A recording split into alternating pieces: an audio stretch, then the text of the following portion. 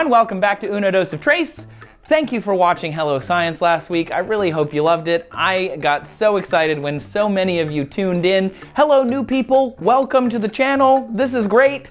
Okay, let's kick into it. Wintertime makes people crazy. Now I say that because no one wants to compete with the snow and the terrible weather and being trapped inside, away from knowledge, I guess, because that's the only explanation I can think of for this. They have this new Green Deal or whatever, okay, where they want to eliminate all oil and gas in 10 years. Yeah, 10 years. If you're in the polar vortex, how are you going to stay warm? With solar panels? It's a bit cold outside this morning in Middle America. Aren't you glad you aren't heating your home with a solar panel like nitwit socialist AOC is demanding? How well is wind power going to heat your house when it's 30 below? Look, I'm not usually one to give credence to the crazies. Who am I kidding? That's one of my jams, y'all. I love doing that. So today on Uno Dose of Trace, does green energy do worse in the winter?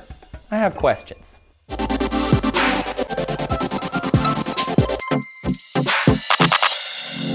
So after the undereducated decided to spout off out into the world, my girl Emily Calandrelli had the best clapback ever, so I went to Emily and I asked her more about it. Emily, hi. Hi. Now we're at Emily's house. Hi.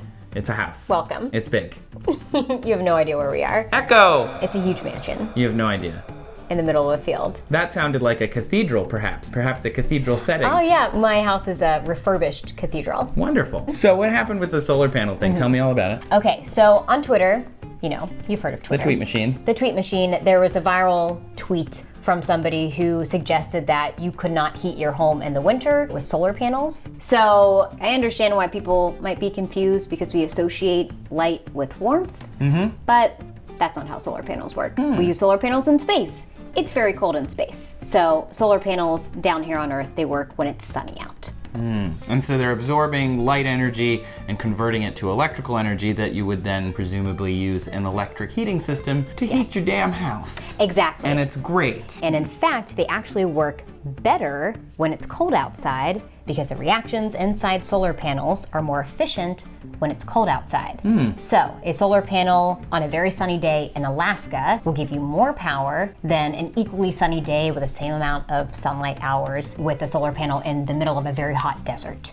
Just because the solar panel itself is working more efficiently. Exactly. And then the other thing to consider is that in the winter, oftentimes you have snow. And so as long as the snow is not covering the solar panels and you have like a blanket of snow on the ground, then that snow will act like a mirror to reflect more light onto your solar panels and make the solar panels work even better. That sounds awesome. It's very cool. It's called the albedo effect. So long story short, the guy didn't really know what he was talking about, and solar panels work great when it's cold.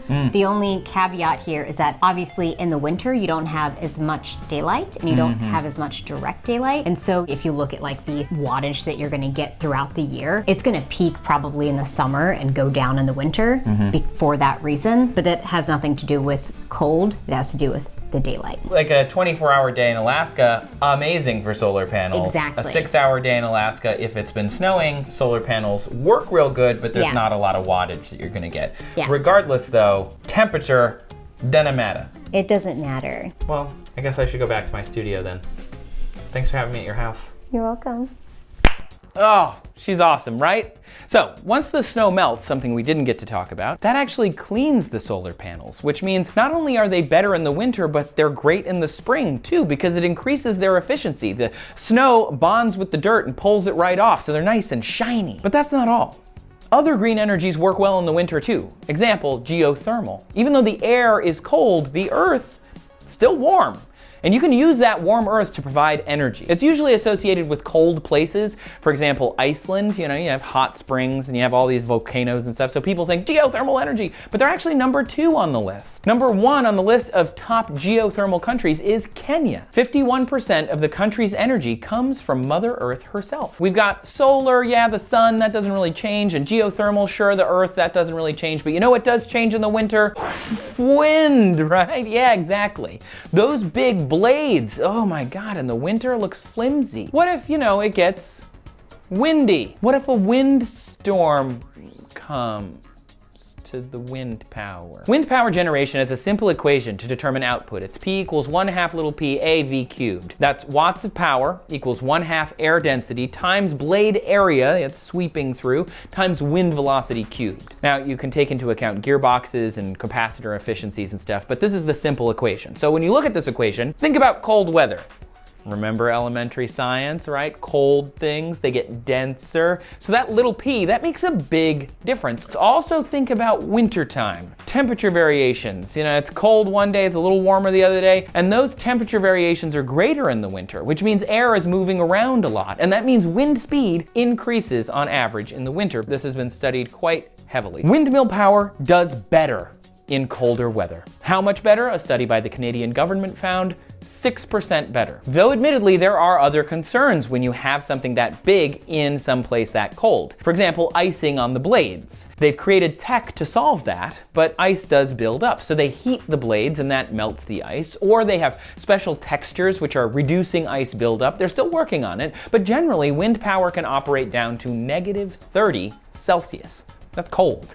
Canada's Wind Energy Advocacy Organization says that power increases of almost 60% are possible in winter if we can figure out these technological hurdles. And according to the NRDC, the Natural Resources Defense Council, wind power, even not in Canada, makes the power grid safer, more stable, and a consistent source of energy. And this is evidence from cold winters in Texas, the Midwest, and the Mid-Atlantic. Wind power could have kept the lights on where you live in a bad storm. So, non-renewable sources, dirty energies like coal and natural gas, they actually perform the same no matter the weather, because if you think about it, they're burning in a furnace inside, so if it's cold outside, it doesn't necessarily matter. But it's not the energy that is the issue when it comes to dirty energy sources. It's getting the energy from where it was mined or pulled out of the ground, right? Coal plants, maybe you know this, are not actually built on top of coal mines. Coal is transported by rail, and natural gas, lesser extent rail and truck, mostly pipeline.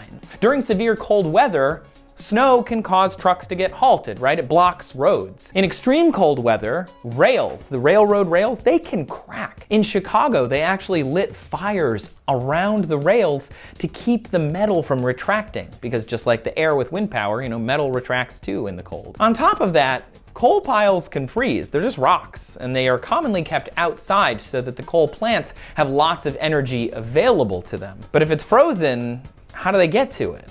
So I looked it up, and this coal energy advocacy organization says, no, they don't freeze. While outer layers can freeze in very cold weather, coal piles are constantly being worked by bulldozers to break up frozen layers, and de-icing agents are used to prevent freezing.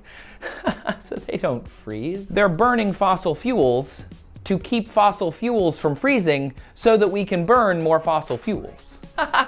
So it makes total sense, right? They did not say that the coal doesn't freeze. They actually said the coal does. Now, if the coal freezes and they weren't ready for it, or the natural gas gets halted, that causes a power outage. So for example, coal plants burn coal to make the power for your house. They don't charge up giant batteries. They don't keep reserves anywhere of power. They actually have to burn more coal to power your house if you turn on your light. And they have reserves in case everybody turns on their lights at the same time. And they can put those reserves into a furnace within 10 minutes. But if they fail, blackouts. This actually happened during the 2014 polar vortex. The utility PJM, which services Pennsylvania, West Virginia, and some of the Mid-Atlantic, had rolling blackouts because they couldn't get their 10-minute reserves into the furnace fast enough. According to their report on the failure, they said, 1, they didn't have any reserves, 2, they couldn't actually generate enough power for the demand, and they didn't buy any from neighboring grids, so rolling blackouts was their solution during the polar vortex. Lovely. But it's not just coal. Natural gas can have supply problems too. In my home state of Michigan, the governor asked people not to turn their natural gas heating above 68 degrees because it could run out and they can't replace it during a polar vortex. Not great. I don't want to leave you with the idea that blackouts only happen when the power plant runs out of power. Commonly, it's transmission lines that go down because of heavy snow or wind. That's the most major factor, not more coal or natural gas or whatever. But regardless of how you slice it, supplying these non-renewable resources to these plants is an issue. Overall, meeting any sudden demand is the biggest issue with all power generation, whether that's solar and wind farms or natural gas and coal and oil. Wind farms are creating models to predict wind speed and variability more accurately. Wind power is working with a smaller historical data set, but every year they get better. And it's not like polar vortices are going to go away. All a polar vortex is super cold air that's spun off the North Pole because a warm jet stream kind of pushed it out of the way. Kind of like, imagine a hot air balloon in this room. The cold helium balloon that I have would just get pushed out of the way, and the vortex is just like that, only not shaped like my initials. Every time someone says, man, global warming, whatever, who cares, it's never going to affect us, we're going to break 16 hot records for every cold one we break in the next century if we keep warming. So let's get green energy going. Augment our existing system. Make sure that the grid is stable. We don't need to shut down all coal today, but we do need to shut down coal slowly over time as we perfect its replacement. Dirty energy got us really far, but it's had its time. So let's retire it and let these new technologies take us into the future. Okay, everybody, green energy, it's amazing. Let me know what you think in the comments of this video and all the other videos on the channel. If you haven't watched the video about the taxidermy from last week, although so many of you have watched, I'm so happy. Thank you. New people, welcome. This is awesome, right? There's gonna be another Hello Science coming, I promise, I swear, it's gonna come out. I'm working on it now. I can't tell you anything about it, but you're gonna love it. So, I'm Trace. Make sure you come back next week, and I'll see you in the future.